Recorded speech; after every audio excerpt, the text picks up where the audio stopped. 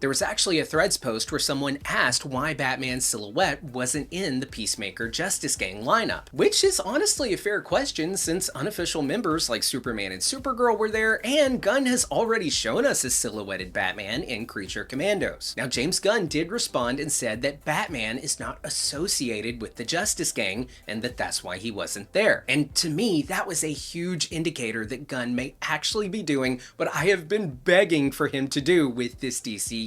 Pump the brakes on Batman. Batman is my favorite DC character by far, but for way too long, DC has leaned on Batman and shelved so many other of their great characters, including Superman. DC has not been giving these characters the limelight that they deserve. I always draw the comparison of how Spider-Man is basically Marvel's Batman in terms of him being their most popular character and the one that they lean on the most. And I've talked about how the MCU had to do without their golden goose Spider-Man for the first 8 years of their cinematic universe. And I think they were better for it. Not having Spider-Man to lean on forced Marvel Studios with their MCU to really dedicate time and attention to the stories of other B and C-list heroes like Iron Man. And I think the same is true for the DCU. Sure, they have Batman at their disposal, unlike the MCU, who were legally barred from using Spider-Man because he was still tied up with Sony. But despite Gunn having access to Batman, I hope that he does show a little restraint and doesn't immediately put Batman at the forefront of the story, and so far, he's not. Which I'm very glad about, and I'm really only comfortable saying all that because we have got a great Batman universe going right now with Matt Reeves and Robert Pattinson.